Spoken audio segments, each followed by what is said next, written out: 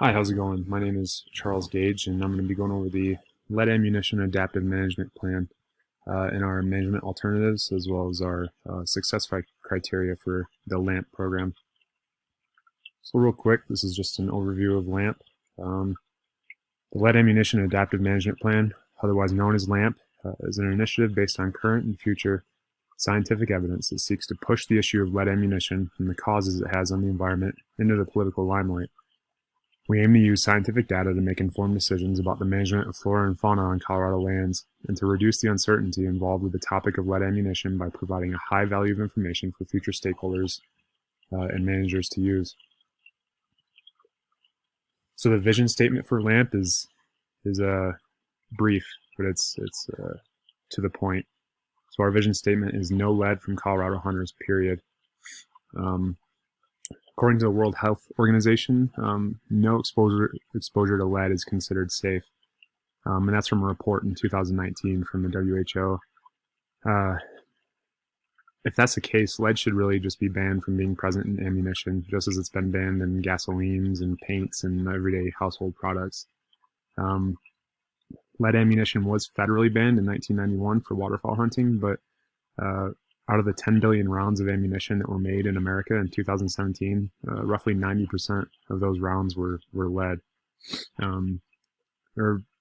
California has already banned lead at the state level, and about 15 other states in the U.S. have got some kind of restriction for lead. So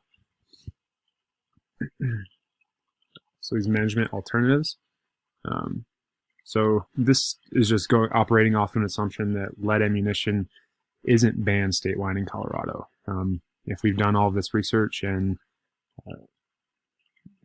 we can't get it banned statewide, these will be kind of the alternatives that we seek.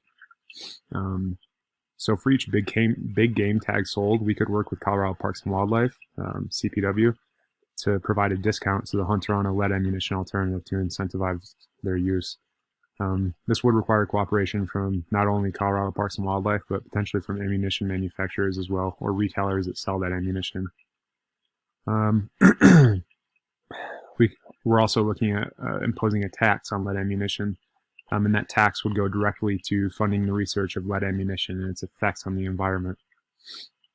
And then lastly, for our management alternatives, we're looking at if we can't get it banned at the state level, to look at each individual game management unit or GMU and try to ban lead ammunition in the GMUs that might be more sensitive to lead exposure, places like watersheds or areas with higher raptor populations. And while it's not listed, another critical piece of this management plan is the public education piece. In my second presentation, I noted how one of our objectives was to take the scientific data that we've accumulated throughout this adaptive management plan and to translate that data into an easily digestible format for the general public to understand. Educating the public on the harmful side effects of lead is crucial to seeing the ban or reduction of lead ammunition come to fruition. So for LAMP success criteria, this success criteria was modeled after the Department of the Interior's Adaptive Management Technical Guide's 4 criteria for measuring success.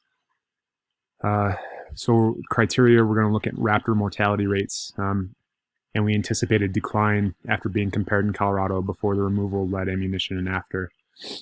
Parts of Colorado are on the Central Flyway as well as the Mississippi Flyway on the east side of Colorado, so both of those would have to be compared as well.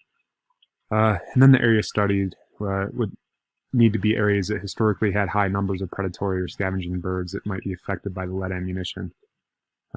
We're also looking at soil samples for that success criteria, especially on areas with high lead ammunition utilization that might indicate lower lead levels after the removal of lead ammunition from those study areas. We could also look at groundwater lead levels in those areas, and we anticipate a decline in these areas of high lead ammunition usage as well. And then just data indicating that stakeholders like our resident hunters here in Colorado are buying less lead ammunition and using more alternative loads. I think that would definitely qualify as a success. You know, if at least our education campaign is helping and steering hunters away from using lead. So these are just the references that I have. And then if you have any questions or feedback for this, for the LAAMP program, here's how you can get a hold of me. Thanks for your time.